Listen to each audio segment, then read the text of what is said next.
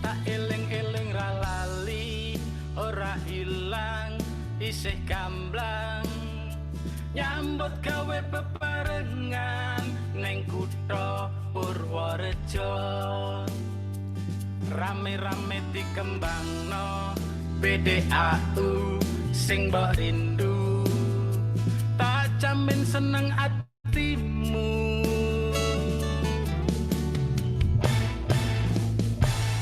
PDAU perusahaan daerah reka werna gampang kesing butuhke rati peta-peta lagu-lagu karo kanca padha ngasuh ning kanesa hotel nyaman keluarga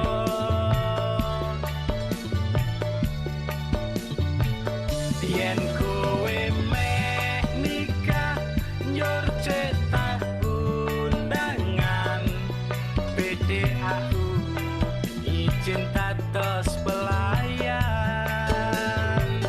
petah catering travel gedungnya gempalan kantun calling siap tinggi bebarengan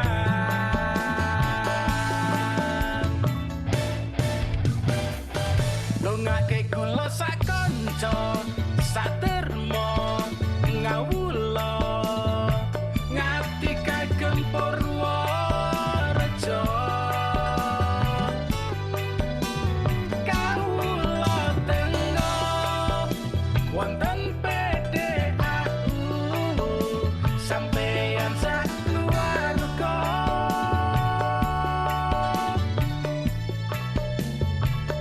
dongake kula sak kanca sak termo.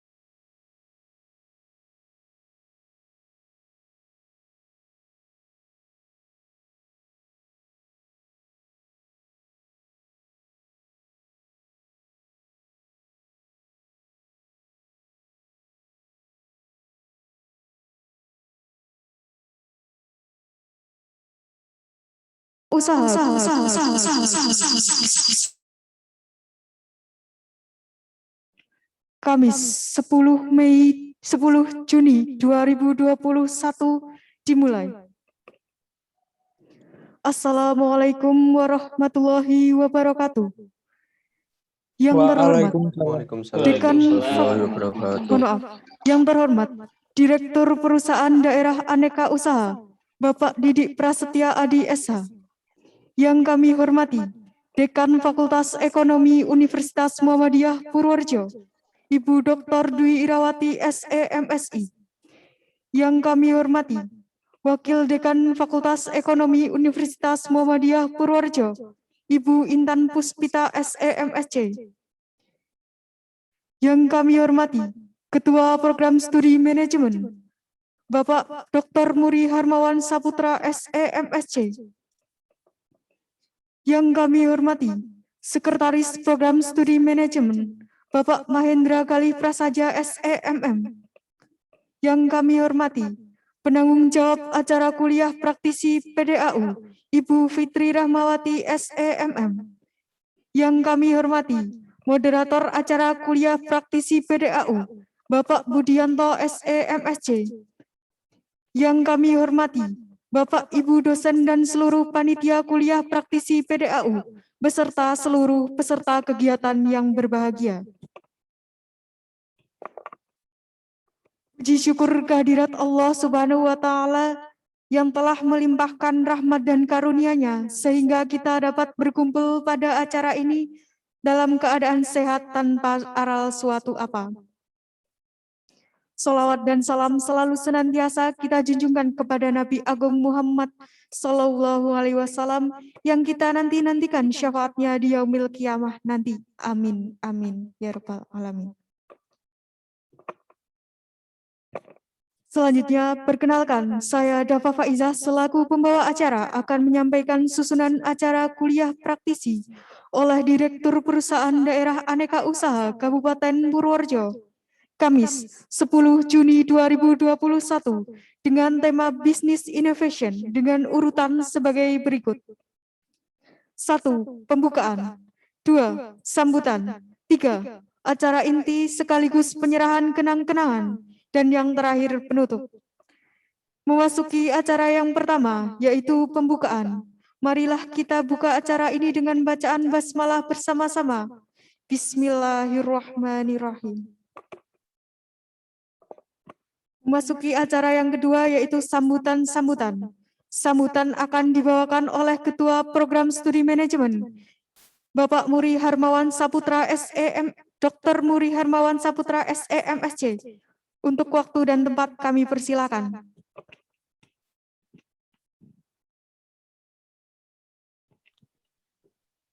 Baik, terima kasih saudara pembawa acara. Kedengaran ya? Suara saya kedengaran dengan jelas?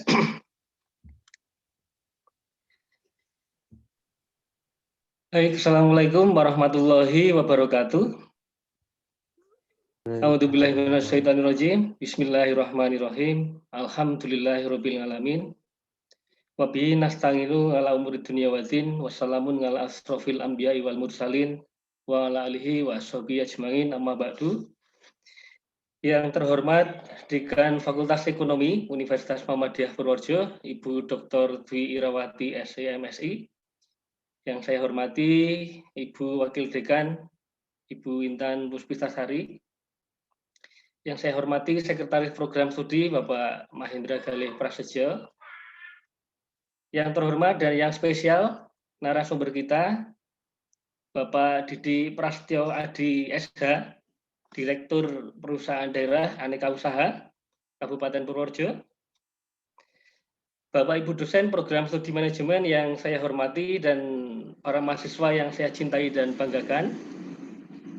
Yang pertama dan utama, marilah kita senantiasa memanjatkan syukur kehadirat Allah Subhanahu wa Ta'ala, Tuhan yang Maha Kuasa, Tuhan yang Maha Agung, karena atas berkat dan rahmat-Nya lah kita semua dapat hadir dan bertemu dalam kegiatan kuliah praktisi walaupun secara daring, dalam keadaan sehat walafiat, tanpa ada aral dan halangan suatu apa.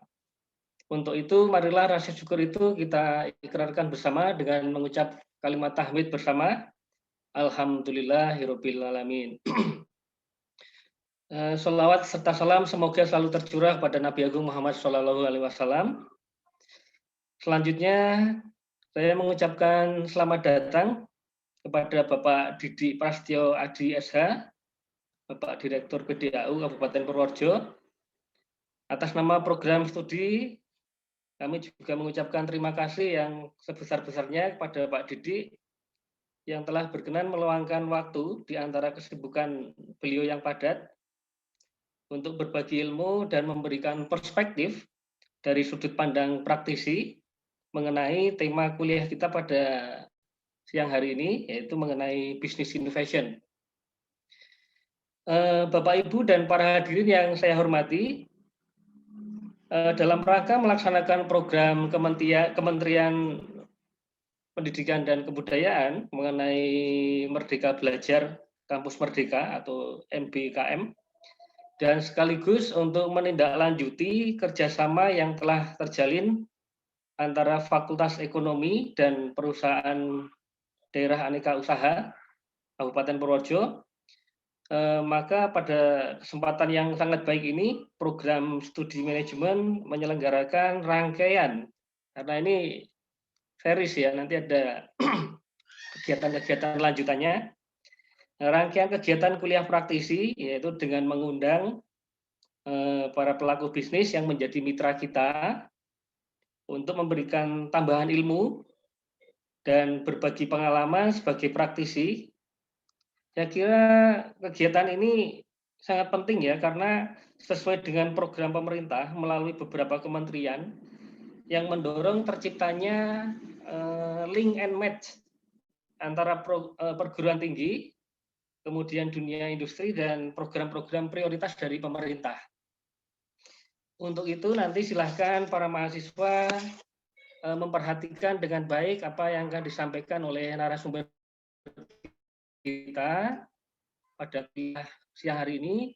Tolong dimanfaatkan dengan baik dan siapkan pertanyaan terbaik untuk narasumber kita. Mungkin begitu sedikit pengantar dari saya. Oh ya, tidak lupa saya atas nama program studi juga menyampaikan terima kasih yang besar-besarnya kepada Bapak Ibu tim dosen dan juga semua rekan-rekan mahasiswa panitia yang telah mempersiapkan dan membantu terselenggaranya kegiatan ini dengan sangat baik. Sekali lagi, matur nuwun. Demikian kurang lebihnya mohon maaf. Nasrul minallah wa fantun qorib. Wassalamualaikum warahmatullahi wabarakatuh. Ada Bapak Ketua Program Studi Manajemen, Bapak Dr. Muri Harmawan Saputra, SEMSC, atas sambutan yang telah diberikan. Baik, selanjutnya kita akan memasuki acara inti yang akan dipandu oleh moderator acara kuliah praktisi PDAU, yaitu Bapak Budianto, SEMSC, selaku dosen Program Studi Manajemen. Untuk waktu dan tempat kami persilakan. Oke, terima kasih Mbak MC atas waktu yang diberikan. Selamat pagi Pak Adi dan Bapak Ibu dosen semuanya. Bismillahirrahmanirrahim. Assalamualaikum warahmatullahi wabarakatuh. Alhamdulillahirrahmanirrahim. Puji syukur kehadirat Allah Subhanahu wa Ta'ala. Di pagi hari ini kita bisa melaksanakan salah satu rangkaian kegiatan dari program studi manajemen Fakultas Ekonomi untuk mensukseskan salah satu agenda dari pemerintah, yaitu Merdeka Belajar Kampus Merdeka, yang sudah insya Allah dari program studi manajemen sudah melakukan implementasi untuk semester genap 2020-2021. Oke, pada pagi hari ini kuliah praktisi pertama tadi sudah disebutkan oleh MC maupun dari Pak Kaprodi, dari Direktur Utama Perusahaan Aneka Usaha Kabupaten Purworejo, Bapak Didik Prasetyo Adi, Sarjana Hukum. Sebelum kami perkenalkan, izinkanlah kami selaku moderator, saya sebagai moderator, yang pertama menyampaikan terima kasih kepada Bu Dekan Fakultas Ekonomi, Ibu Dr. Dwi Irawati, MSI, Ibu Wakil Dekan Fakultas Ekonomi, Ibu Intan Puspitasari, MSc, Pak Kaprodi, Pak Dr. Muri Harmawan Saputra, MSc, Pak Sekprodi, ataupun para panitia-panitia yang di sini, sehingga acara pagi hari ini bisa berjalan. Sebelum kita mulai, akan saya perkenalkan profil singkat dari Direktur Perusahaan Aneka Usaha Purworejo. Nama Didik Prasetyo Adi, Sarjana Hukum. Jabatan sebagai Direktur Perumda Aneka Usaha Purworejo. Beralamat di Jalan Kolonel Sugiono nomor 62 Purworejo. Pendidikan ada di Universitas 17 Agustus Semarang dari Fakultas Hukum. Adapun pekerjaan yang sudah beliau tangani sebelum menjadi Direktur Utama, yang pertama adalah Owner CV Laju Langit, berikutnya adalah Direktur Utama Perumda Aneka Usaha Kabupaten Purworejo. Adapun organisasi-organisasi yang sudah beliau ikuti, yang pertama adalah Bendahara Umum, yang kedua adalah Forum BUMD, Komnas, PA Purworejo sebagai Wakil Ketua, Yayasan Adil Indonesia di bidang Kadif Humasnya, ataupun Sekretaris Umum BPC HIPMI Purworejo. Itu profil dari Direktur Perumda Aneka Usaha Kabupaten Purworejo yang sangat menarik. Mereka memiliki pengalaman yang sangat luar biasa di bidangnya, sehingga tidak salah dari fakultas maupun dari program studi mengundang beliau untuk memberikan kuliah praktisi pembekalan bagi adik-adik mahasiswa mengenai dunia usaha maupun dunia industri. Berikutnya nanti ada beberapa hal yang perlu kami sampaikan pada saat penyampaian materi ini. Materi yang akan disampaikan oleh Bapak Didik Prasetya Adi, Sarjana Hukum selama 75 menit. Dimohon selama pemateri menyampaikan materi, peserta tidak diperkenankan melakukan interupsi. Nanti di bagian terakhir ada sesi tanya jawab. Nanti di situ peserta disilahkan bertanya kepada narasumber atau pemateri. Maka berikutnya saya persilahkan Bapak Didik Prasetya Adi, Sarjana Hukum, untuk memberikan materi kepada adik-adik mahasiswa pada pagi hari ini sebagai kuliah praktisi yang akan sangat berguna bagi pengembangan ilmu dan pengetahuan adik-adik mahasiswa. Monggo waktu dan tempat kami persilahkan Pak Didik.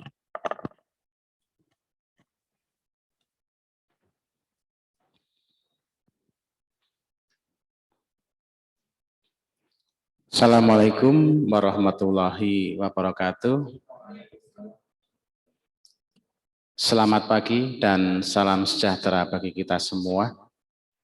Yang saya hormati Ibu Dekan, Ibu Ira, kemudian Ibu Wakil Dekan, Kaprodi, dan juga Bapak Ibu yang hadir dalam ruangan ini, para mahasiswa yang hadir, dan juga para mahasiswa yang mengikuti melalui Zoom meeting pada pagi hari ini.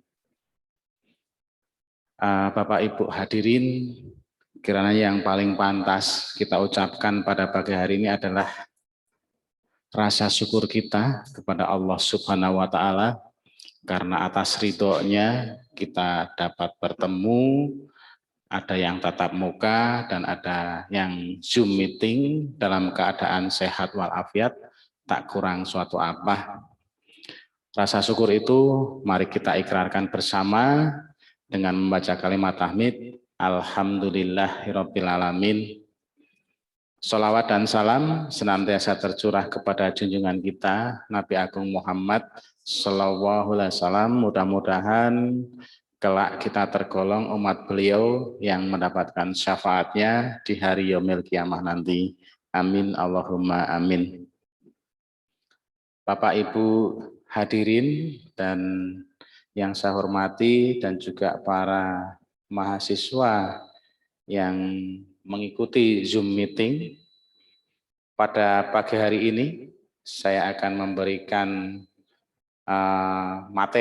sedikit materi tentang inovasi bisnis. Di sini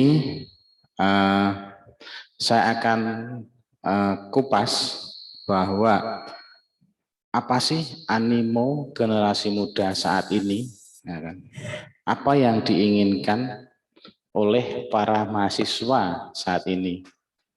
Tentunya banyak kita lihat, mungkin slide kedua, bahwa animo dari generasi muda saat ini yang pertama ingin berbondong-bondong menjadi PNS, ya kan.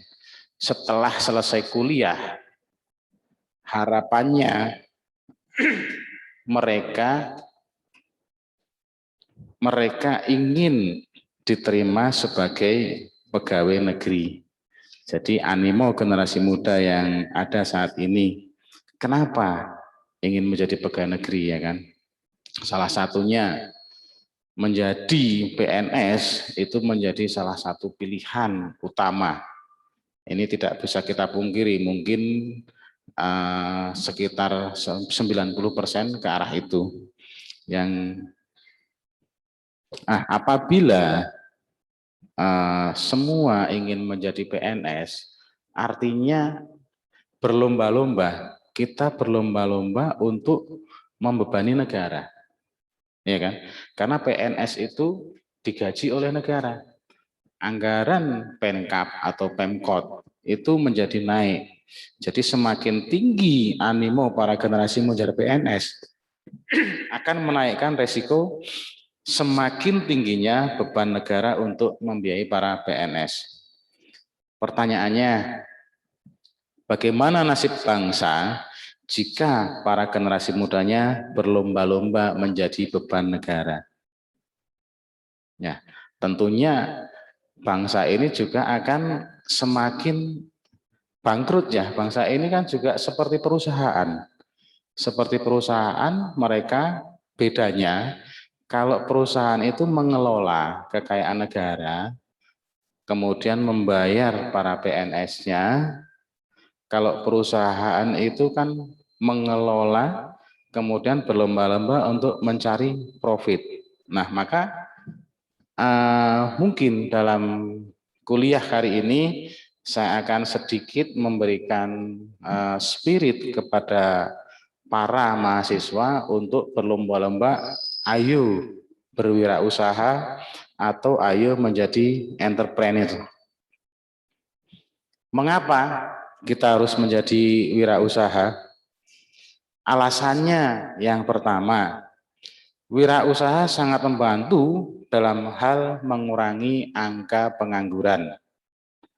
Yang kedua, negara yang makmur ternyata minimal 2% penduduknya menekuni bidang wirausaha. Artinya jika di Indonesia ini kita nggak usah seperti yang besar di Kabupaten Purworejo saja, dengan penduduk yang sekitar 600.000, artinya 1.200-nya atau 2%-nya harus menjadi pengusaha supaya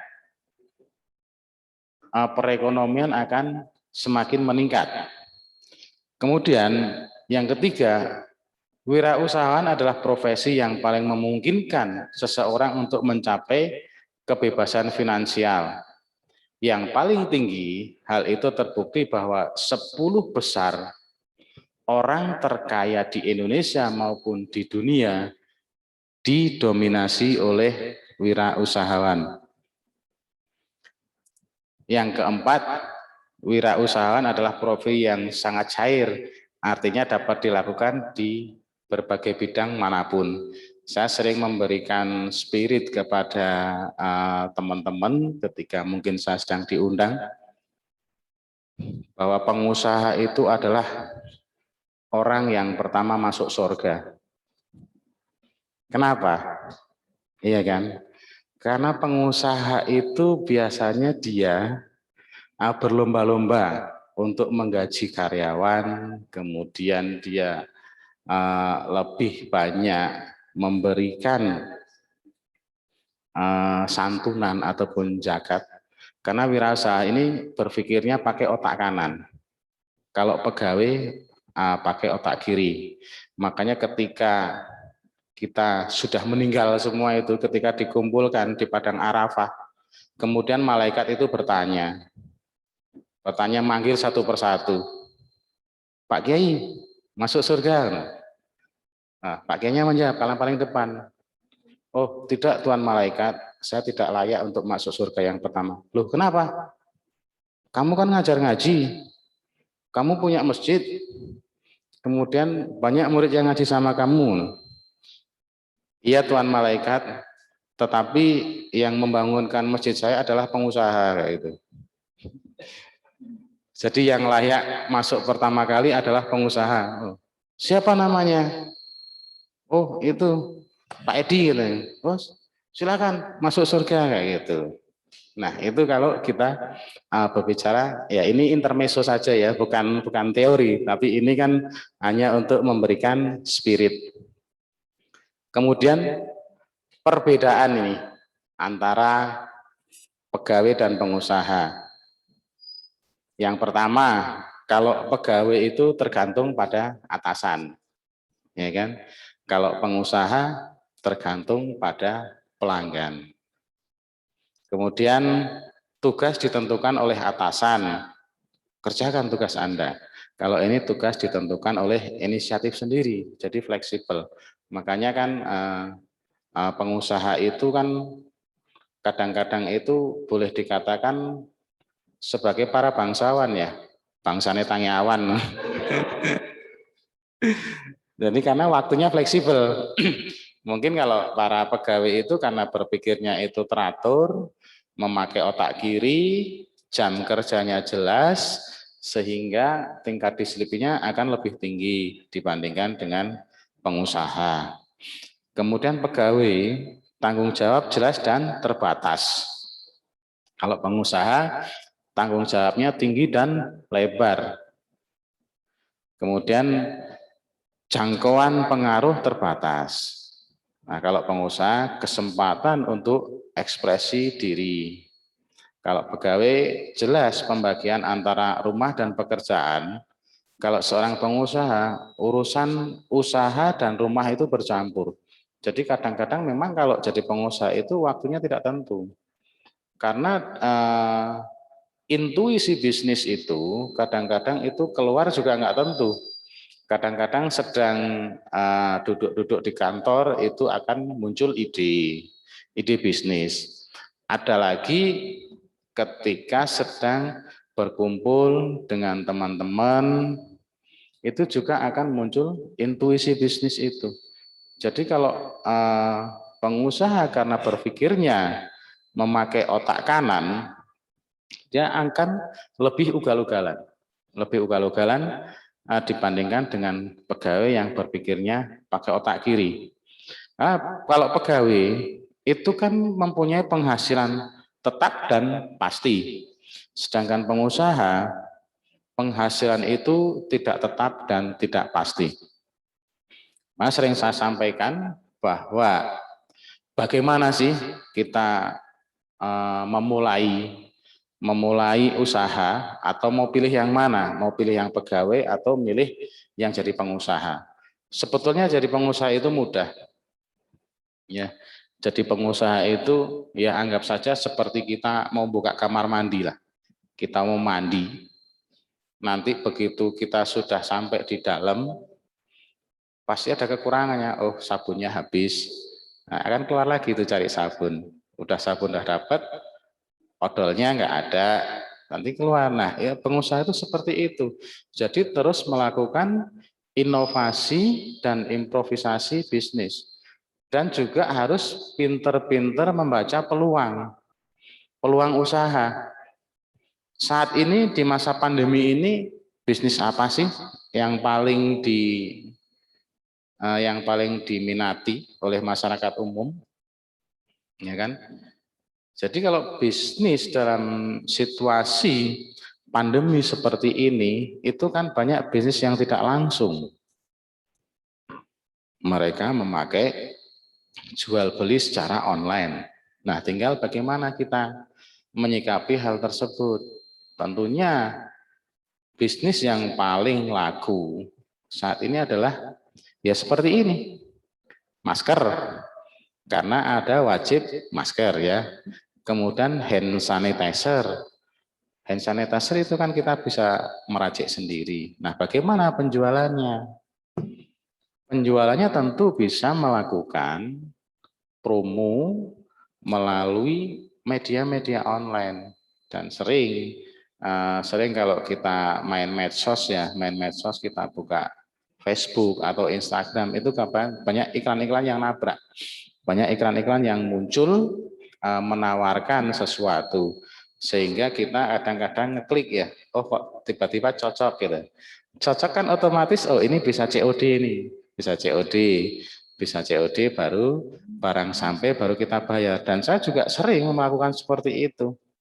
Kita tidak tahu tokonya, tidak kenal dengan penjualnya, dia hanya pasang iklan, iklannya kelihatan begitu bagus dan sangat menarik. Kadang-kadang kita beli online juga tidak seperti sesuai dengan ekspektasi kita. Oh, barangnya bagus nih. Kita klik, COD, kita bayar. Namun karena kita sudah ngeklik, kemudian barang sudah dikirim, tentunya kan kita bayar ya kan. Malu dong kalau udah pesan nggak bayar. Dan itu tidak baik kalau sudah pesan barang kok ternyata tidak sesuai, saya kembalikan deh. Itu jarang yang mau. Dan kita juga mau mengembalikannya juga malu. Kecuali memang kalau pesan pulpen dapatnya pensil, itu beda ya kan. Tapi kalau pesan pulpen nih di medsos itu kelihatan bagus sekali, ini menarik kayak gitu. Begitu sampai mungkin tidak seperti yang digambar, tapi mirip-mirip lah, mirip-mirip, jadi tetap kita bayar. Nah, saat ini itulah inovasi bisnis yang paling menguntungkan. Kadang-kadang ibu-ibu di rumah itu juga bisa melakukan bisnis seperti itu. Hanya bermodalkan Android dan WiFi. Satu Android ini harganya paling 3 jutaan ya. Tapi bisa punya toko di mana-mana. Bisa punya tokonya banyak. Karena bisa jual ini, jual itu, jadi reseller ini, reseller itu. Dan kadang-kadang kalau kita aktif menggunakan medsos, tentunya banyak tawaran-tawaran. Dicari agen, dicari itu, nah kita ikuti bisnis yang seperti itu, daripada kita hanya menggunakan medsos yang tidak bermanfaat. Jadi itulah yang namanya dengan inovasi bisnis. Jadi kita memang harus bisa berimprovisasi supaya intuisi bisnis kita bisa kita kembangkan. Bisa kita kembangkan dengan baik dengan membaca situasi dan kondisi. Karena bisnis itu sifatnya dinamis. Jadi bisnis itu berkembang sesuai dengan perkembangan zaman. Ya. Mungkin beberapa 3 tahun yang lalu kita tidak akan menyangka bahwa kita di Indonesia ini dilanda badai ya kan, badai pandemi atau badai corona atau badai COVID-19. Dan saya juga tidak menyangka akan memberikan kuliah tidak ada mahasiswanya di depan saya. Kosong nih kan, adanya operator gitu ya. Tidak akan menyangka. Jadi mahasiswanya melihat saya hanya melalui layar HP atau layar laptop ya kan. Nah, melalui Zoom meeting. Ini sebetulnya saya seperti ngomong sendiri ya kan. Improvisasi saya sebagai penyampai materi tentunya kurang greget ya kan. Tidak bisa sambil berdiri, sambil tunjuk, sambil ngobrol, kan nggak bisa ini.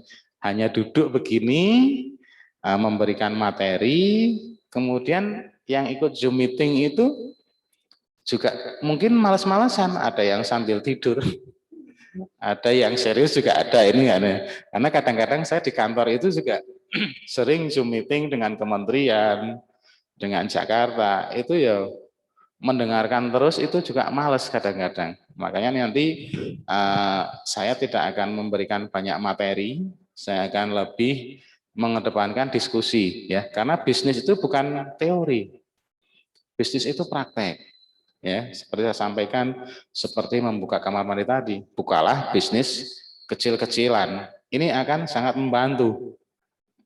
Saat ini mungkin banyak ibu-ibu rumah tangga itu yang mampu membantu suaminya karena menghasilkan bisnis dari rumah ya kan. Jadi kalau ibu-ibu udah dikasih Android sama suaminya, kemudian di rumah dilengkapi dengan WiFi, itu mereka berselancar ya kan, berselancar di dunia maya. Ada sih yang hanya senang YouTubean saja, senang, tapi ada juga yang kreatif. Ada yang kreatif berselancar di dunia maya, akhirnya bisa berkenalan dengan yang tadi iklan tadi, dibutuhkan agen ini mengirim data, kemudian saling bertukar nomor sehingga bisa menjadi reseller ataupun penjual. Nah kita juga tokonya di mana? Mungkin tokonya bisa di Jogja, tokonya bisa juga di Purworejo. Makanya dengan modal yang kecil bisa menghasilkan uang besar. Dan ini banyak sekali.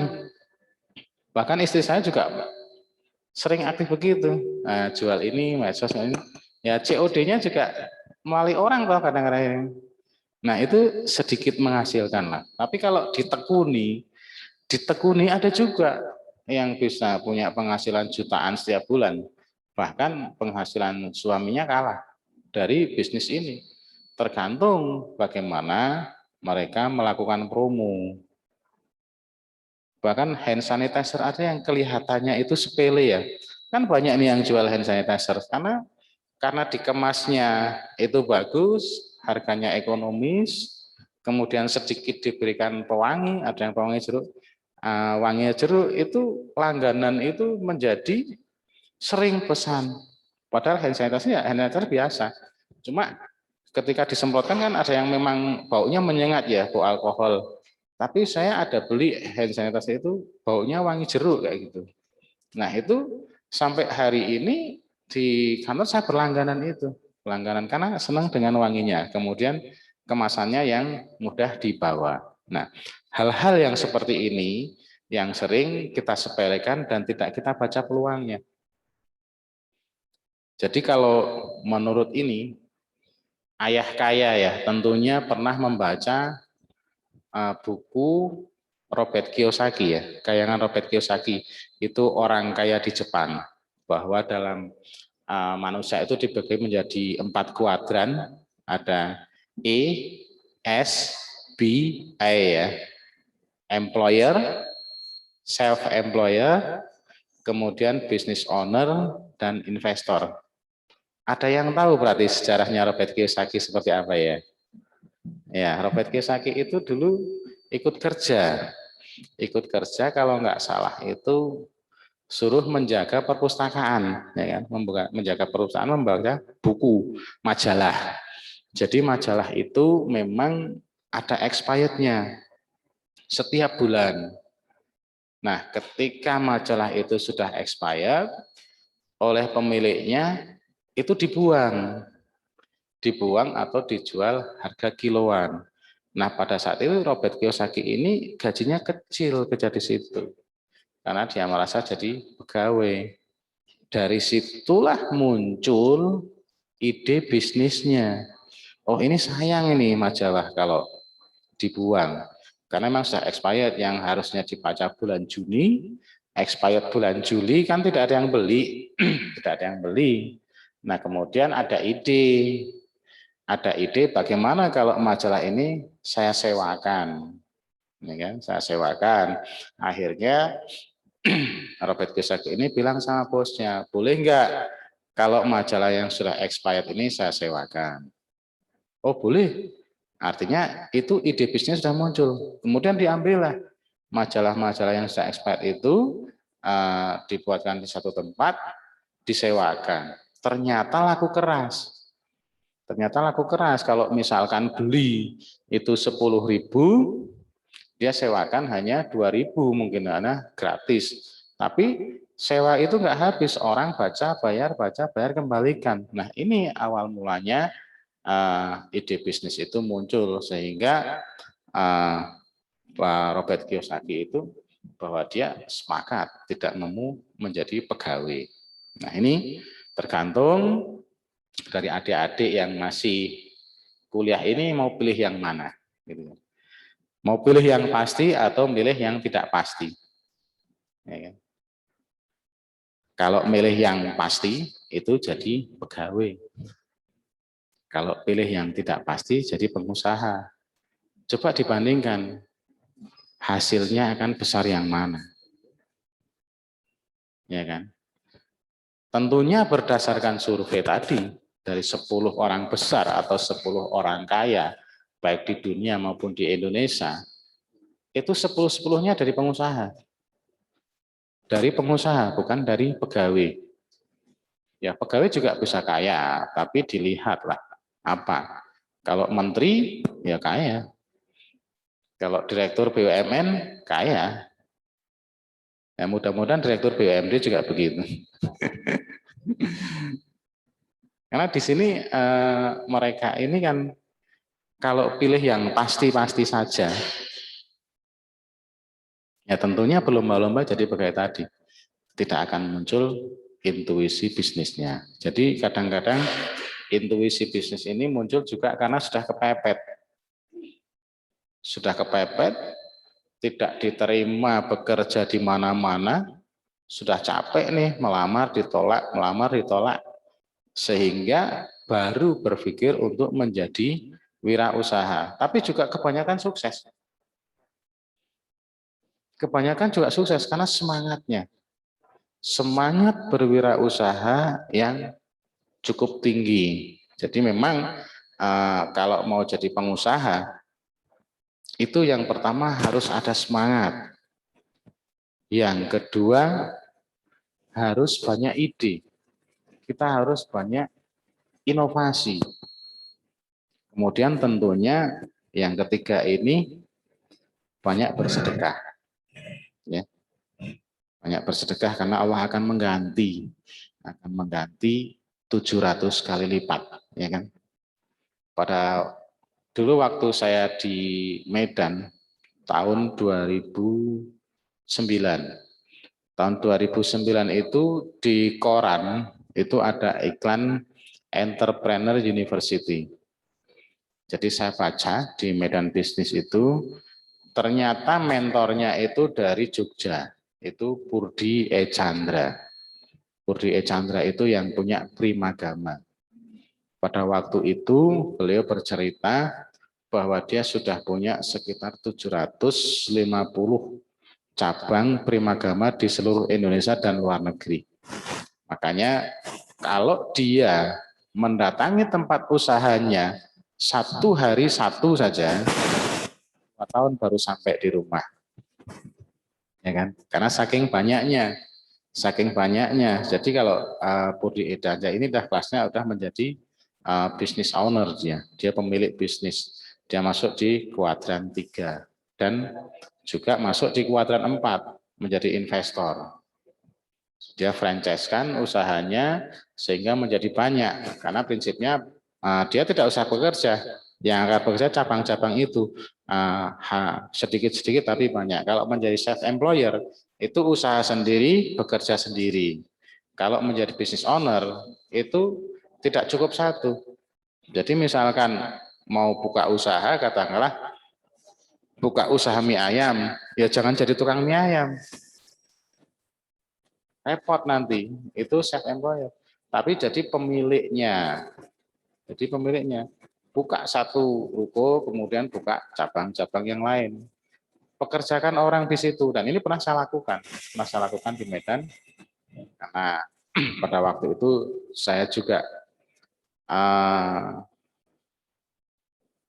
terkesima melihat iklannya. Iklannya itu Entrepreneur University itu cara gila jadi pengusaha waktu itu. Nah, jadi saya tertarik sekali pada waktu itu dan saya mengikuti. Dan saya ingat sekali yang sampai hari ini masih membekas di hati. Padahal itu pada tahun 2008 saya dengarkan. Jadi pada saat setelah Purdi E. Chandra itu memberikan praktisi kuliah pada waktu itu, di hari keduanya ada Gus Dung dari Jakarta. Gus Dung dari Jakarta itu begitu masuk, berkenalan, dia tanya kepada para peserta ini, siapa mau jadi orang kaya? Gitu. Semua peserta tunjuk jari, saya. Oh iya, kamu mau jadi orang kaya? Kemudian dengan gagahnya beliau itu duduk di atas meja. Iya. Kamu datang ke sini naik apa? Saya naik mobil, Pak. Ya. Kamu ke sini naik mobil. Ketika di lampu merah, ada orang minta ketok-ketok kaca itu, kamu kasih berapa? Kasih gopek, Pak. Bagus. Terus kamu ke sini naik apa? Saya naik sepeda motor. Ketika kamu naik sepeda motor, di lampu merah berhenti. Ada perempuan nih, Mbak bayi, minta-minta. Kamu kasih berapa? Enggak, saya kasih, Pak. Bagus. Kemudian naik lagi. Kamu kesini naik apa? Naik mobil. Ketika kamu naik mobil, di jalan, di lampu merah, sama nih pertanyaannya. Ada ibu-ibu, Mbak bayi minta-minta. Kamu kasih berapa? Kasih 1.000, Pak. Bagus.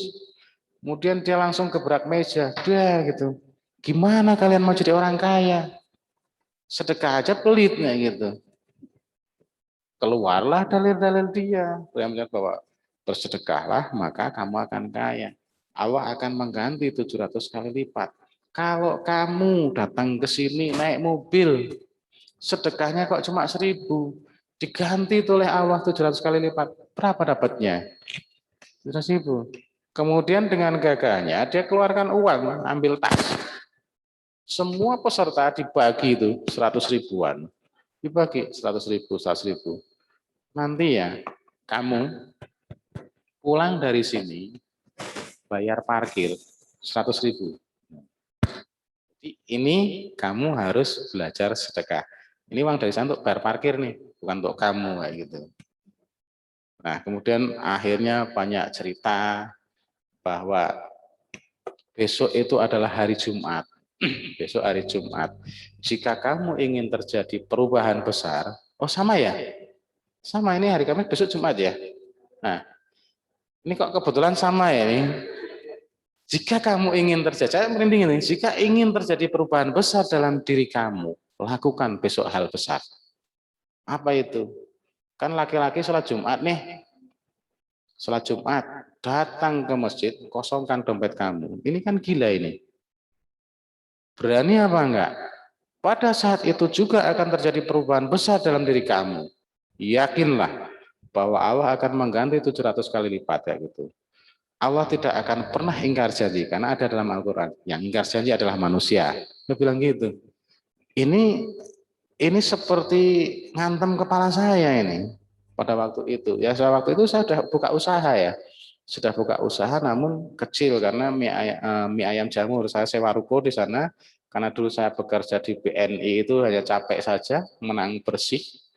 Karena kalau menang bersih tiap hari keliling-keliling kalah dengan penjual mie ayam yang setiap 6 bulan sekali bisa pulang kampung. Waktu itu orang Solo. Saya setahun nggak bisa pulang karena biaya ya kan. Kalah.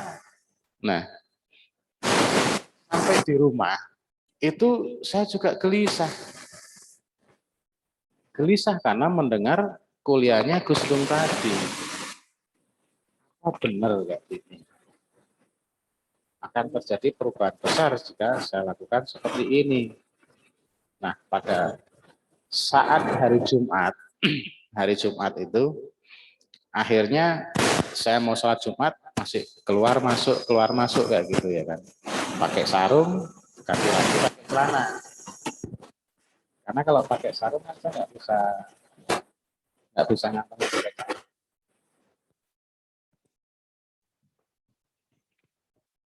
Halo. Karena kalau pakai sarung kan saya tidak bisa ngantongi dompet saya waktu itu. Jadi akhirnya saya ganti lagi. Saya ganti lagi pakai celana, saya ambil dompet saya. Kemudian saya berangkat sholat Jumat. Kebetulan rumah saya di Medan itu dulu dekat sekali dengan masjid, jaraknya hanya 50 meter depan itu. Akhirnya saya sholat Jumat.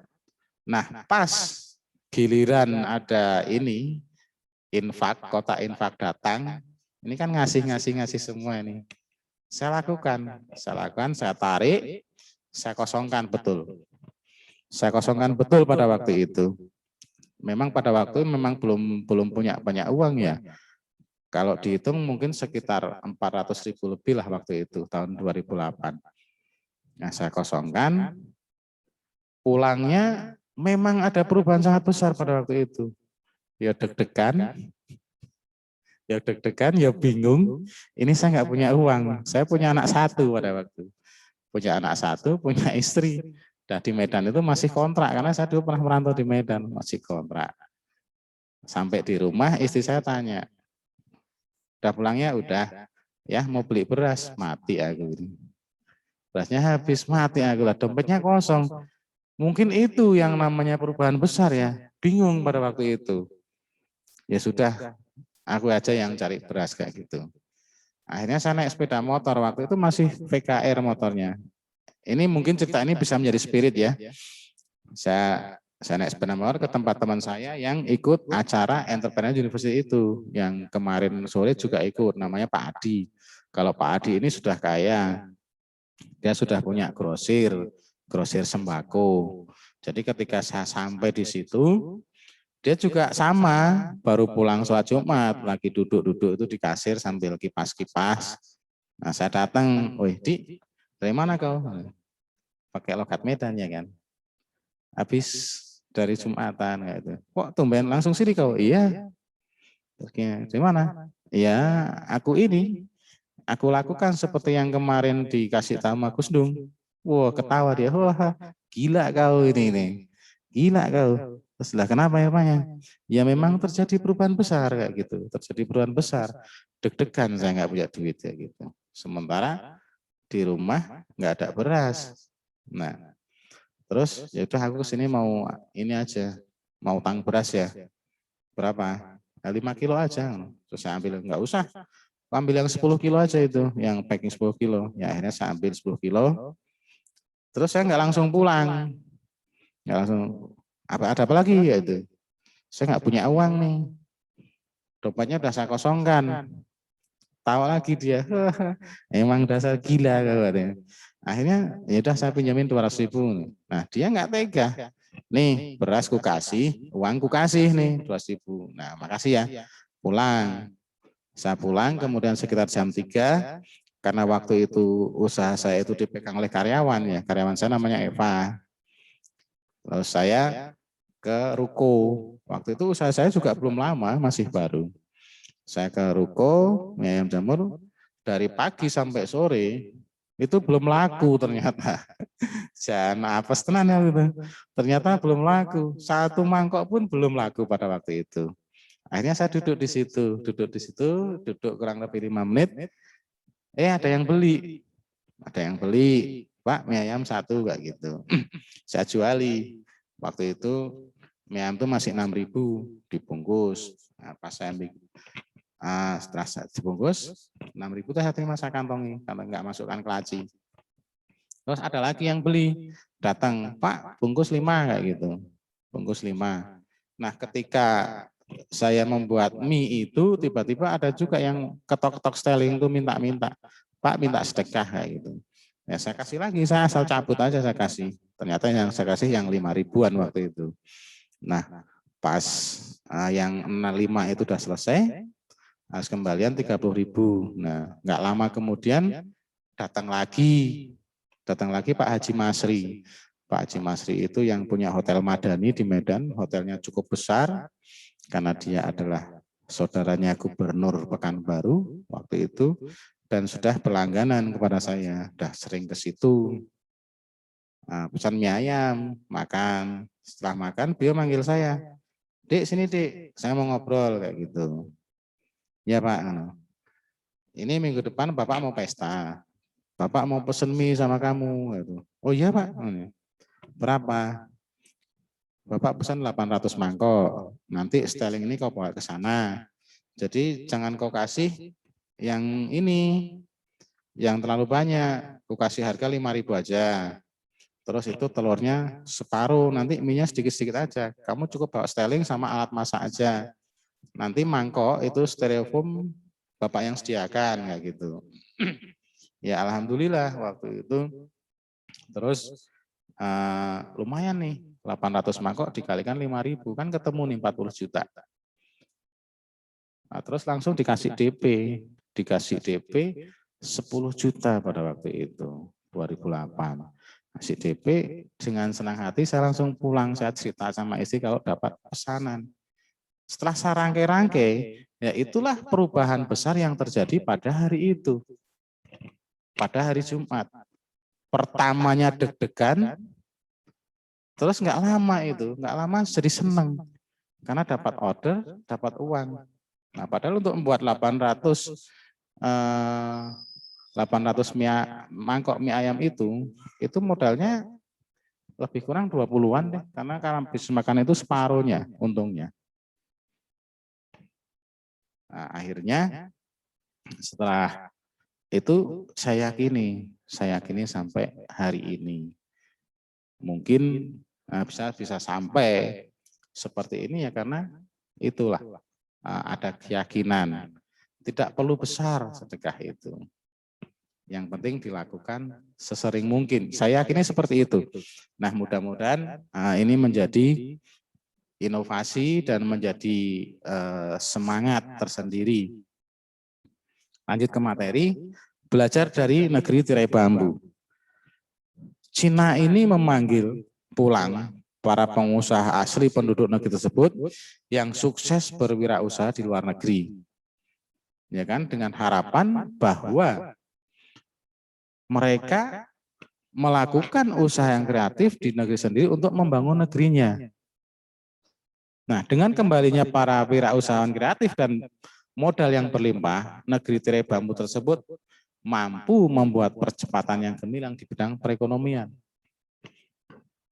Memang saat ini yang merajai itu Cina ya, dari baik itu produksi dan penguasaan pasar, itu Cina nomor 1. Di mana-mana banyak produk Cina ya. Bahkan produk Cina itu terkenal murah-murah. Ada HP Cina, ada pulpen dari Cina, ada TV Cina. Ini mobil sebentar lagi. Nah, inilah yang perlu kita pelajari. Bahkan dalam hadis pernah ada yaitu belajarlah sampai ke negeri Cina itu. Ada ya seperti itu, belajarlah sampai ke negeri Cina. Ternyata memang betul. Cina ini menguasai di mana-mana. Tidak ada orang Cina di sini yang bekerja dengan pribumi ya. Nggak ada ya. Adanya pribumi bekerja dengan Cina. Nah, ini yang perlu kita gali bagaimana kita berteman. Saya dulu sekolahnya di SMA Buderan. Teman-teman saya juga banyak Cina ini. Nggak ada tuh yang dari pegawai.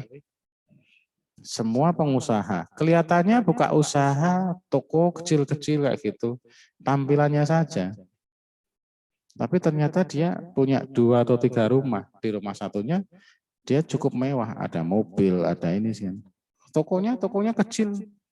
Tapi kalau di sini rata-rata masih self-employer. Mereka bekerja sendiri, membuka toko sendiri. Itu karena ketekunannya. Karena ketekunan mereka berwirausaha. Jadi ini dapat disimpulkan juga ini. Kalau mau usaha juga harus fokus. Harus tekun. Sehingga ide-ide bisnis itu akan muncul. Bahkan dulu saya pernah ke Pekanbaru di daerah Kebun itu, salah satu toko terbesar, grosir, penjual sembako, penjual makanan itu juga orang Cina. Di sana kan banyak transmigran ya, banyak transmigran sana kalau habis panen belanja ke situ, biasanya ke situ. Nah, peluang-peluang ini harus selalu kita tangkap. Bagaimana bisnis di saat pandemi, kemudian apa yang harus dilakukan, intuisi bisnis. Tadi sudah saya sampaikan, bisnis itu sifatnya dinamis, berkembang sesuai dengan perkembangan zaman. Jadi yang pertama, jaringan juga perlu kita bangun. Di UMP ini sudah ada HIPMI PT, sudah ada Himpunan Pengusaha Muda Indonesia Perguruan Tinggi. Jadi HIPMI PT ini harapan kami itu bisa matching dengan perguruan tinggi yang lain. Jadi akan tercipta nanti bisnis matching. Kalau ada kenal dengan misalkan di Semarang, tercipta nih hubungan komunikasi yang baik antara HIPMI dengan HIPMI, tentunya diharapannya ada bisnis matching. Misalkan yang di sana, teman sana bisnisnya apa nih? Kemudian Purworejo bisnisnya apa? Misalkan Semarang, bro, aku bisnisnya tempe nih. Nah, kemudian di Purworejo ada nih orang Pituro, oh ya saya punya kedelai kayak gitu. Kan ini bisa matching nih. Sana bisnis tempe, sini supply kedelainya. Nah, harapannya memang bisnis ini harus banyak komunikasi, banyak jaringan, dan juga banyak teman. Makanya dari wadah HIPMI ini juga akan sangat membantu. Dan rata-rata jebolan HIPMI ini jadi orang hebat ya. Ada yang jadi bupati, ada yang jadi menteri, ada yang jadi presiden. Pak Jokowi itu orang HIPMI itu. Kemudian Sandiaga Uno, Kemudian Menteri BUMN Erick Thohir. Itu orang HIPMI semua, pentolan HIPMI. Nah, mereka temannya banyak, kalau mereka se-Indonesia, karena business matching. Dan mereka tidak repot dengan bisnisnya, karena sudah memakai sistem. Mereka sudah punya orang-orang yang menjalankan bisnisnya. Bupati Purworejo juga mantan orang HIPMI itu. Ya kan? Jadi harapannya wadah-wadah organisasi seperti ini itu diikuti, ya kan? Diikuti dengan mungkin ada berkumpul seminggu sekali, yang bicarakan ya bicara bisnis. Jangan kumpul cuman ngerumpi-ngerumpi saja. Ya. Karena permasalahan apa yang akan timbul keterpurukan ekonomi di Indonesia? Pertama, pasar luar negeri yang saat ini berkembang pasar membuat produk-produk dari luar negeri begitu mudah masuk ke Indonesia. Tadi sudah saya sampaikan ya, Cina itu yang menguasai produk-produk. Yang kedua, ketergantungan Indonesia akan pasar luar negeri atau ekspor khususnya pangan sebagai bahan dasar dari kebutuhan tiap individu serta industri-industri dalam negeri. Nah, ini yang kedua. Yang kedua ini kadang-kadang ya agak aneh ya. Indonesia itu stok pangan sangat banyak. Saat ini saya sedang mengelola SRG, sistem resi gudang. Di Purworejo 2 bulan yang lalu itu harga gabah sangat murah. Cuma 300.000 per kintalnya. Bahkan petani ini mau demo, mau sebar gabahnya di alun-alun karena nggak laku. Ya. Nah, dalam keadaan seperti ini, saya terus komunikasi dengan SPJT. SPJT itu BUMD-nya milik provinsi. BUMD milik provinsi, sehingga saya berkomunikasi, kemudian matching. Ada perintah dari Pak Ganjar untuk membeli gabah di Purworejo. Nah, saat ini kami mengelola bisnis beras, tapi wajib membeli gabah dari petani dengan harga lebih tinggi dari tengkulak untuk menyelamatkan mereka. Bahkan saya sebetulnya nggak terlalu mahal sih gabah. Waktu itu petani itu dengan harga 300.000 saya tanya, Pak, supaya sampean untung bekerja dapat hasil, saya harus beli berapa? Ya kalau bisa 37, 38 Pak. Nah saat ini saya malah beli gabahnya lebih. Saya beli gabahnya sampai 42. Gabah keringnya. Nah itu boleh dicek sana. Gudang saya di Kota Arjo, saya beli gabah dengan kerjasamanya dengan Badan Ketahanan Provinsi dan SPJT. SPJT itu Sarana Pembangunan Jawa Tengah, itu BUMD-nya milik provinsi. Nah ini business matching. Harapannya nanti gabah itu akan kami olah. Sana sudah ada mesinnya, akan kami olah, kami poles sehingga akan ada beras premium, ada beras medium. Nah, nanti kita akan jual kembali. Pasarnya itu di Semarang, kemudian di Jakarta, kemudian harapannya di Purworejo sendiri. Karena PKH-PKH yang di sini itu juga banyak beras dari luar yang masuk ke sini. Bahkan Indonesia itu malah waktu itu impor beras ya, sementara di sini harganya murah, malah terjadi impor. Nah, kenapa nggak beli dari Purworejo aja? Kan Purworejo masih banyak ini. Sebentar lagi panen lagi. Tadi pagi udah ngabari, ini butuh Lugurejo udah mulai panen kayak itu. Saya udah kayak bakul gabah nih sekarang ini. Pagi-pagi udah WA, Pak, ini Lugurejo udah panen, Pak. Oh iya, nanti saya kirim tim ke sana untuk suruh. Jadi udah kayak bakul gabah nih direkturnya nih. Karena banyak jaringan, karena saya banyak bergaul dengan petani-petani dengan ini. Kemudian saya juga kumpulkan PPL untuk membantu penyerapan gabah. Kita serap sebanyak-banyaknya. Karena BUMD provinsi ini kayaknya uangnya unlimited sih. Berapapun ditampung sih, kan? Tampung. Tujuannya satu untuk menyelamatkan para petani supaya fungsi ekonomi itu berjalan. Kan kasihan nih kalau udah capek-capek nyangkul hasil panen tiba-tiba dijual murah, kan nggak dapat upah. Sementara nyangkulnya kan pakai traktor. Jadi habis jual gabah ditagih tukang traktor, habis uangnya kan mesake ini. Jadinya zong. Kan kasihan sekali ini. Makanya kami berusaha untuk menyelamatkan. Kemudian spirit nasionalisme modern sebagai kunci Indonesia mandiri. Nasionalisme dulu, merdeka, nasionalisme modern. Dahulu sebelum merdeka, semangat nasionalisme berarti turut serta berjuang melawan penjajah. Maka saat ini semangat nasionalisme dapat ditunjukkan dengan menanamkan jiwa cinta tanah air dan semangat untuk memajukan bangsa. Nah, bagaimana mewujudkan mahasiswa itu tadi? Ini kan materinya cukup banyak ya. Materinya cukup banyak. Mungkin nanti tidak akan habis sampai belakang karena waktu. Saya kasih kesempatan untuk diskusi ya, mungkin diskusi. Nah, ini kalau saya ngomong terlalu lama bosan nih. Bosan yang mendengarkan, entah disambi kemana-mana. Jadi saya langsung di kesimpulannya, bangsa ini sangat membutuhkan para nasionalisme sejati yang siap membangun negara dan mampu memberikan kontribusi dalam meningkatkan kemakmuran negeri ini sebagai nasionalis modern era ini. Kemudian kemajuan ekonomi akan dapat dicapai jika ada spirit entrepreneurship, semangat kewirausahaan yang kuat dari warga bangsanya. Generasi muda, khususnya mahasiswa, harus mempunyai spirit dan mental wirausaha yang positif dan kreatif. Mungkin itu yang saya sampaikan. Saya kasih kesempatan untuk kita berdiskusi ya, kita masih punya waktu sekitar 40 menit, mudah-mudahan cukup. Dari kami pemateri, saya akhiri, billahi taufik wal hidayah. Wassalamualaikum warahmatullahi wabarakatuh. Waalaikumsalam warahmatullahi wabarakatuh.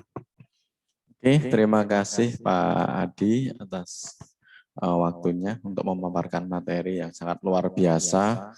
Sekali lagi berikan aplaus kepada Pak Didik Prasetyo Adi untuk materi yang sangat luar biasa yang dapat menumbuhkan jiwa entrepreneur, jiwa kewirausahaan dalam berbisnisnya. Monggo waktu saya persilahkan kepada penanya, adik-adik mahasiswa yang ada di Zoom meeting.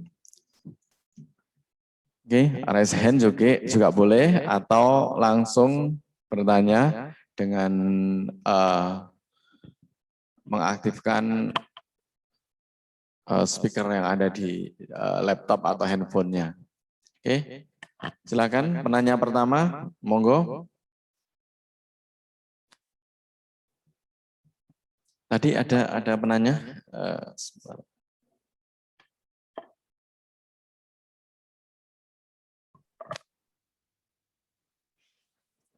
Oke, ada penanya dari Lailatus Sa'adah.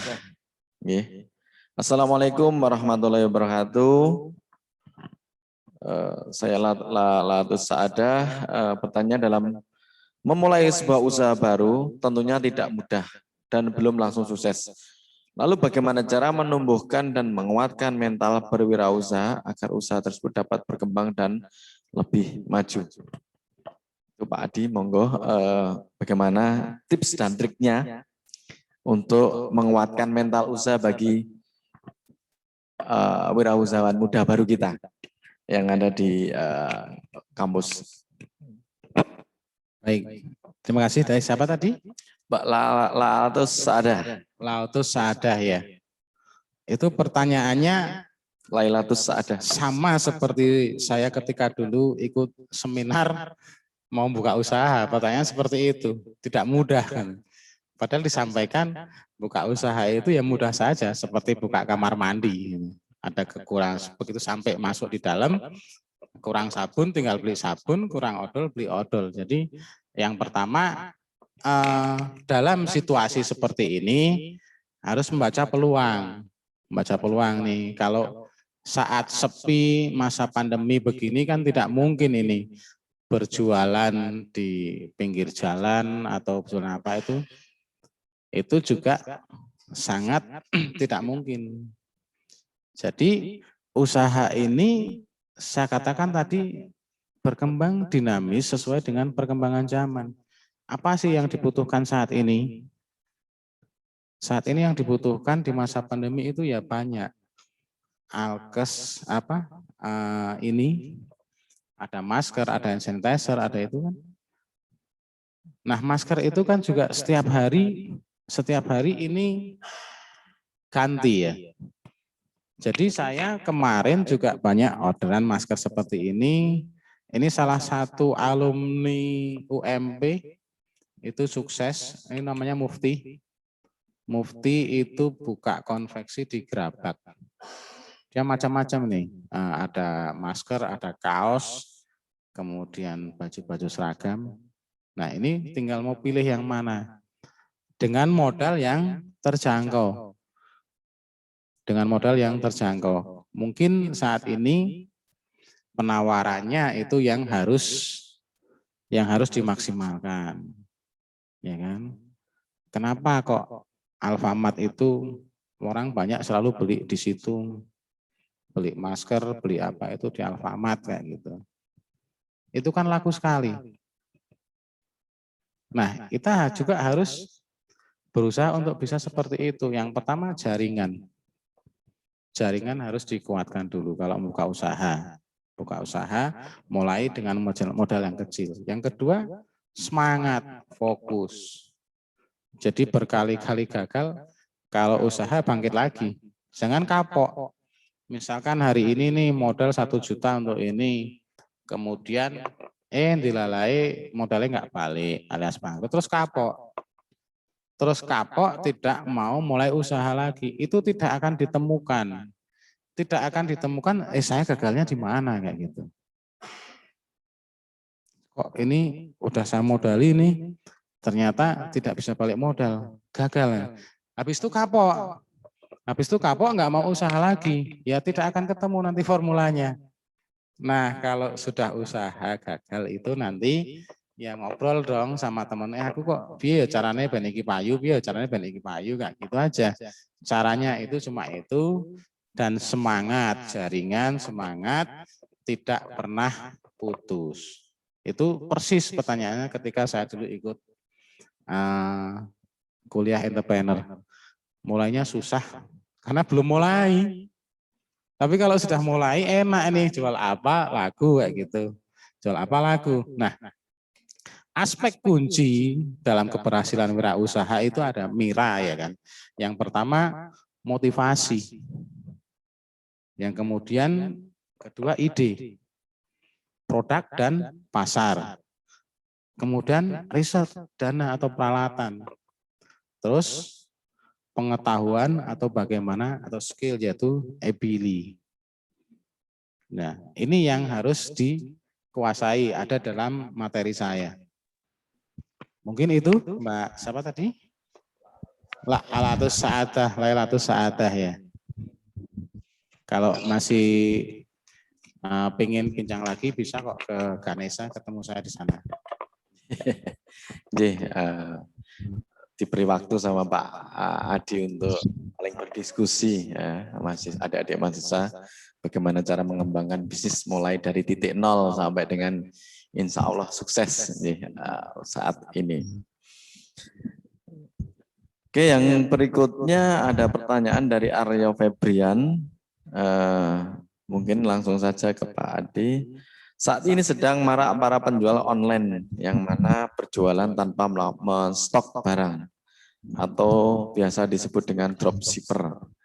Bagaimana pandangan Bapak dengan adanya model dropshipper tersebut? Baik, jualan online dropshipper itu yang tidak pakai stok gitu. Itu sebetulnya sih menguntungkan juga tidak menguntungkan. Gini, itu tergantung dari komunikasi karena kita tidak stok tentunya artinya kan harus sering komunikasi supaya tidak mengecewakan pelanggan. Karena kan sifatnya tidak nyetok barang. Jadi memang kadang-kadang saya juga pernah kecewa nih beli waktu itu kepingin beli batik bagus, ternyata dia tidak punya stoknya, dia bilang ada. Bilangnya ada, ternyata tidak ada. Nah ini yang harus dilakukan adalah komunikasi yang intens antara stokis dan penjualnya ini. Nah, memang ini banyak sekali dilakukan. Dan tapi namanya bisnis ya begitulah. Ada yang dikecewakan juga ada, tapi bagaimana cara kita menjaga pelanggan? Caranya hanya seperti itu. Ya, hubungan yang baik, komunikasi yang baik dengan stokis tersebut. Ketika barang ini sudah terjual, artinya ya jangan dijual lagi. Saya rasa itu ya. Oke, berarti di sini adalah komunikasi bisnis ya antara dropshipper, stokisnya dengan konsumen agar terjalin komunikasi bisnis yang baik sehingga tidak ada yang dirugikan dalam hal apa itu namanya pembelian produk-produk yang ada di pasaran saat ini. Memang luar biasa Pak Adi saat ini dengan adanya online shop ini membuat dunia bisnis harus segera cepat berubah, tidak lagi mengandalkan door to door tapi door to handphone, door to Android. Sekarang bagaimanapun juga para pengusaha-pengusaha harus memiliki wawasan yang lebih baik dalam hal penguasaan jaringan digital untuk penguatan komunikasi bisnis mereka di saat ini. Mungkin sekarang pergeseran dari pemasaran yang tradisional menuju pemasaran yang sifatnya lebih modern 4.0. Sekarang sudah luar biasa, isu tersebut sudah dihembuskan dari tahun 2017 sampai dengan saat ini sudah hampir 5 tahun menuju society 5.0 ya, masyarakat yang lebih luas menggunakan teknologi untuk mengembangkan pasar.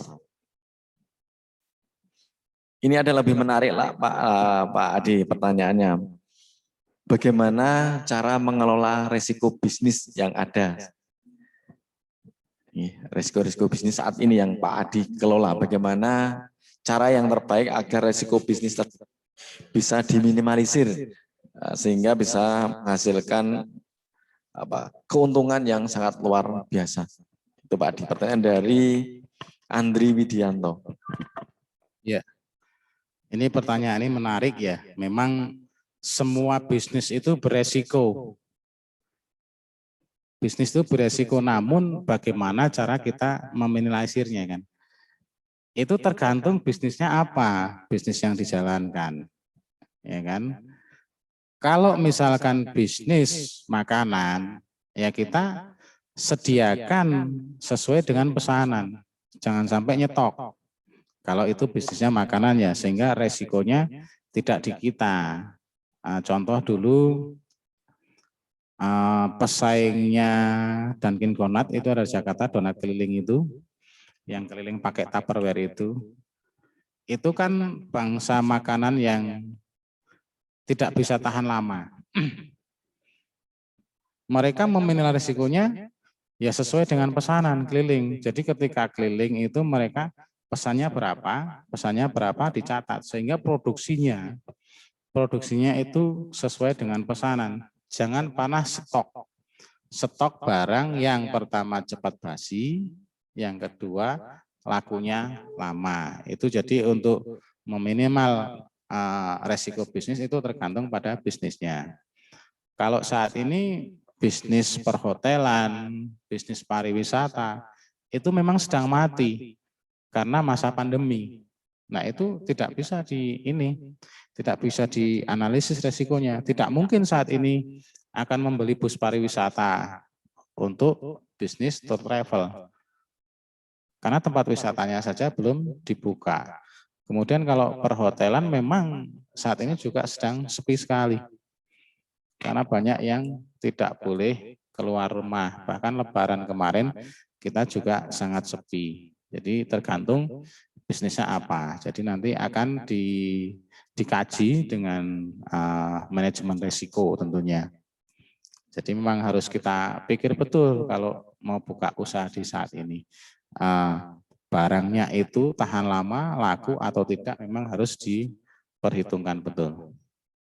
Saya rasa itu jawabannya.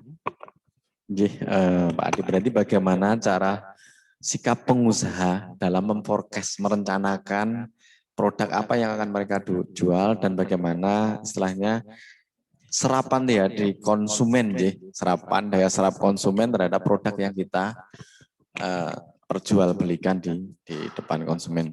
Itu adalah modal kita sebagai mungkin pengusaha baru, ya pengusaha baru agar produk-produk kita tidak produk-produk kita tidak laku di pasar dalam artian ya, tidak mengalami seperti kalau produk yang sifatnya makanan kan mudah basi, ya, sifatnya unpredictable-nya sangat tinggi. Oke. Ya, mungkin di sini ada dua pertanyaan lagi Pak Adi yang sangat menarik. Yang pertama adalah saya sedang kuliah Pak. Nah, di sini dari Mas Yunan ya. Ingin bertanya Pak, jiwa usaha sudah ada, tapi posisi sedang kuliah. Nah, lebih baik mulai dari sekarang atau setelah lulus? Nah, ini pertanyaan-pertanyaan mahasiswa yang kadang menggelitik ya, mau mulai dari sekarang. Nanti kalau sudah mulai dari sekarang, sudah dapat uang, banyak yang lupa skripsinya. Nah, seperti itu biasanya Pak Adi. Monggo yang sudah punya pengalaman di bidang bisnis. Iya, ini memang tadi gitu ya, nek sudah tahu uang biasanya jadi malas sekolahnya ya. Bekerja pun begitu, kalau sudah tahu bisnis malas bekerjanya, ya kan. Dulu teman saya juga gitu, ada PNS namanya J Prasetya, dia lebih banyak penghasilan dari bisnisnya sehingga dia jarang bekerja dari PNS-nya, akhirnya keluar. Nah ini kuliah juga seperti itu, namun harapannya kuliah tetap jalan, bisnis jalan. Ini diatur waktu saja. Ya. Karena di Indonesia ini masih penting ya kan, penting namanya ijazah itu penting. Nah, tadi yang di sini juga ada sampaikan pendidikan dan sudah saya sampaikan itu tentang bagaimana dengan kualitas insan cita dari 5 itu, yang pertama insan akademis, yang kedua insan pencipta, yang ketiga insan pengabdi, yang keempat insan religius, yang kelima insan bertanggung jawab atas terwujudnya masyarakat adil dan makmur yang diridhoi oleh Allah Subhanahu wa taala. Jadi yang saya jelaskan tadi ini di insan akademis, berpendidikan tinggi, berpengetahuan luas, berpikir rasional, objektif dan kritis, memiliki kemampuan teoritis dan memformulasi, sanggup berdiri sendiri dengan lapangan ilmu pengetahuan yang dipilihnya, sanggup bekerja secara ilmiah. Jawabannya sambil kuliah, sambil belajar bisnis, sambil buka usaha. Ini harus pandai-pandai mengatur waktu ya, karena pendidikan itu penting, bisnis juga penting. Saya rasa itu ya jawabannya.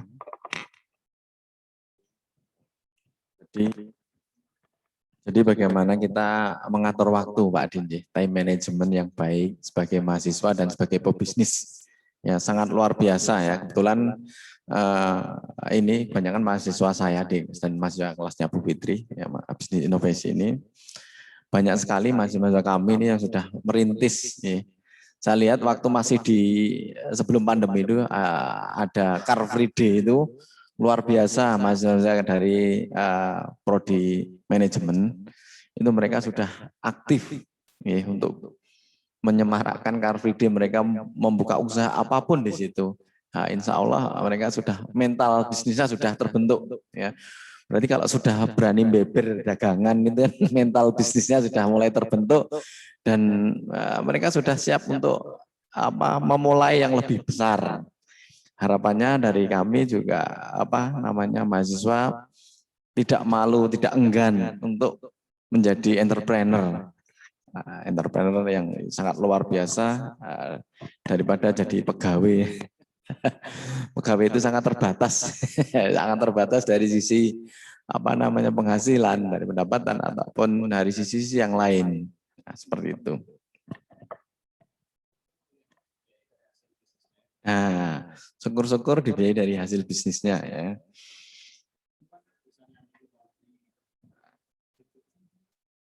Ya, itu ini. Oke, satu lagi Pak Adi, mungkin ada pertanyaan.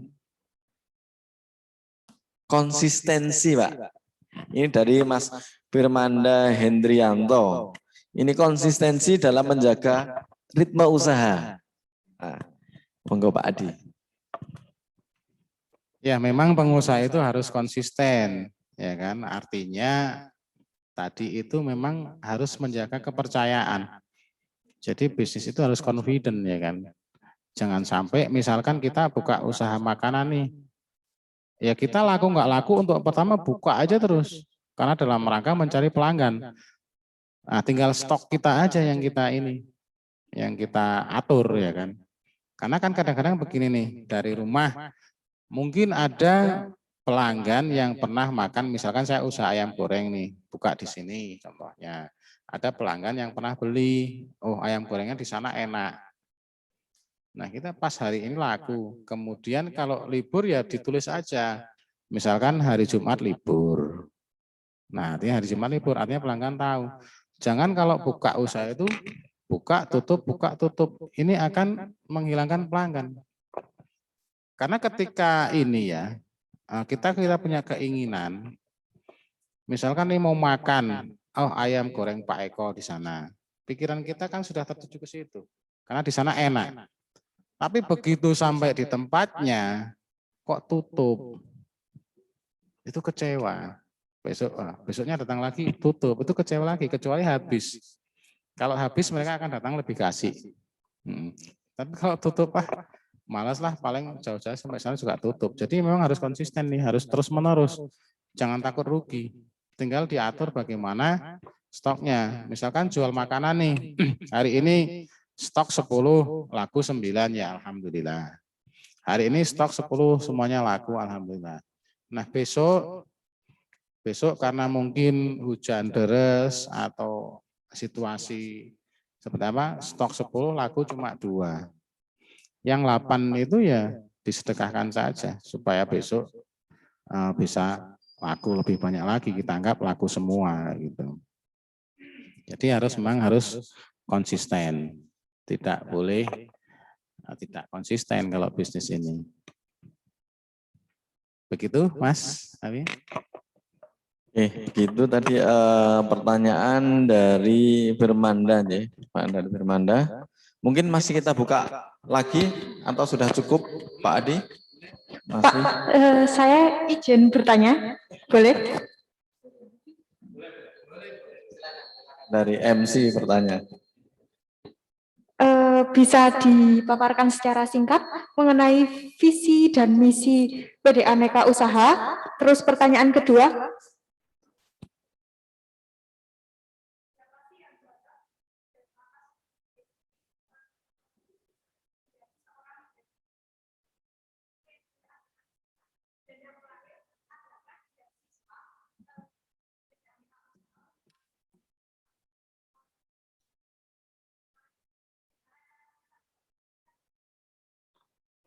Memiliki minat lebih ke PD Aneka Usaha. Maksudnya misalnya saya ingin bekerja atau saya minat di PD Aneka Usaha seperti itu. Terima kasih. Boleh ini ya, ada di flash di sini ya, visi dan misinya. Bisa?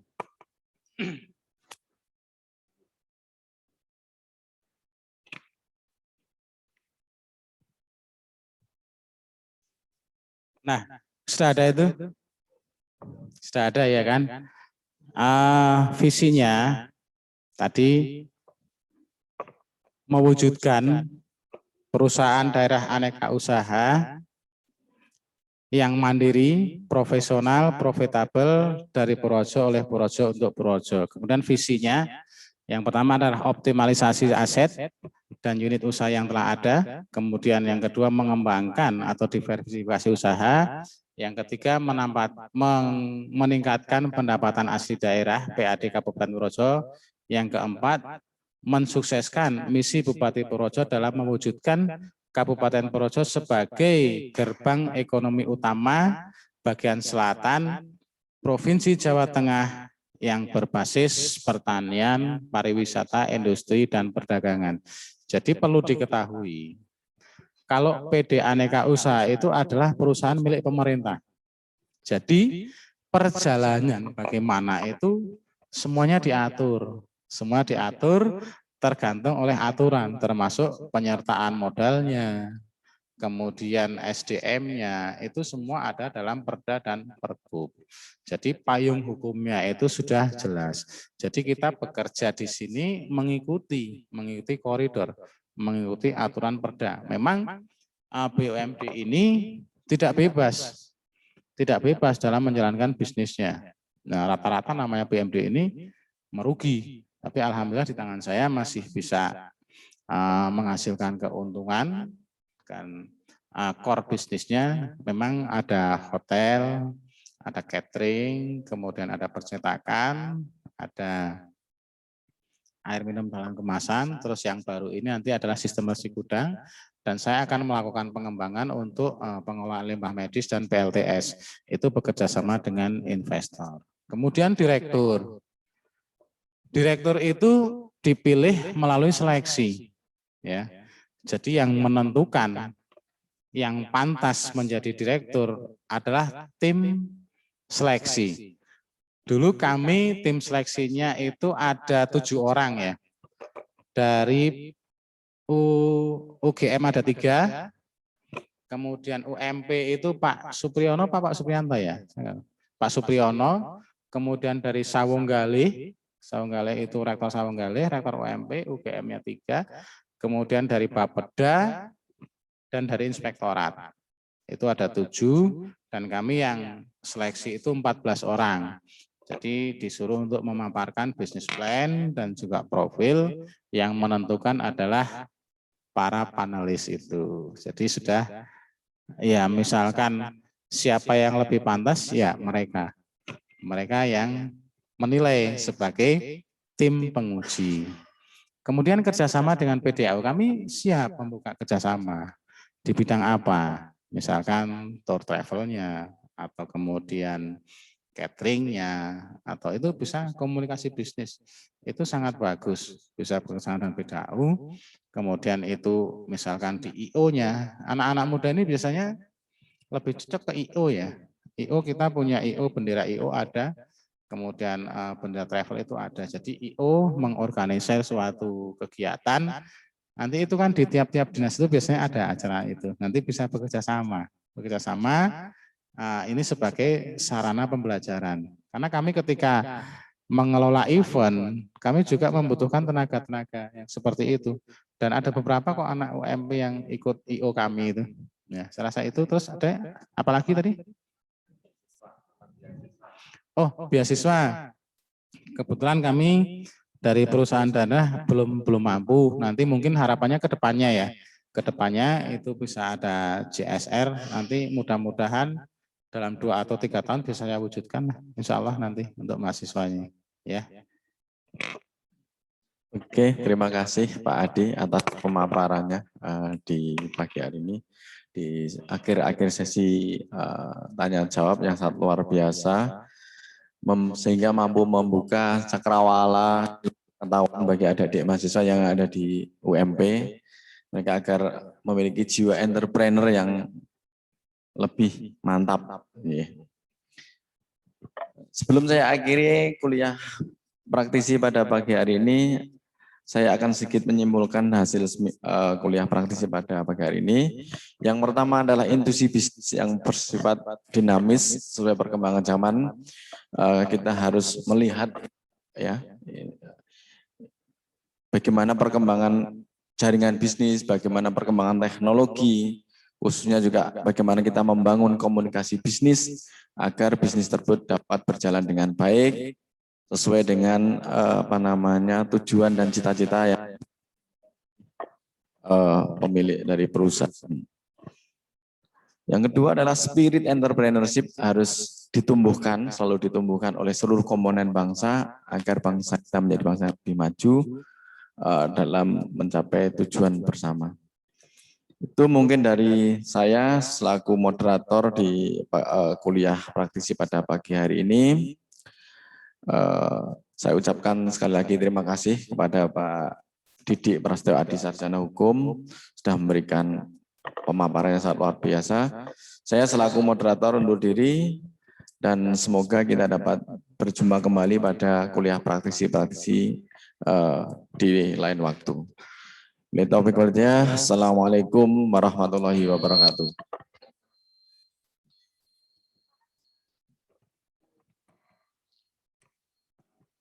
Terima kasih kepada Bapak Budi Yanto SEMSC yang telah memandu berjalannya acara. Dilanjutkan penyerahan kenang-kenangan dari Universitas Muhammadiyah Purworejo, khususnya Fakultas Ekonomi, Program Studi Manajemen kepada Bapak Mahendra Galih Prasaja SEMM. Waktu dan tempat kami persilakan.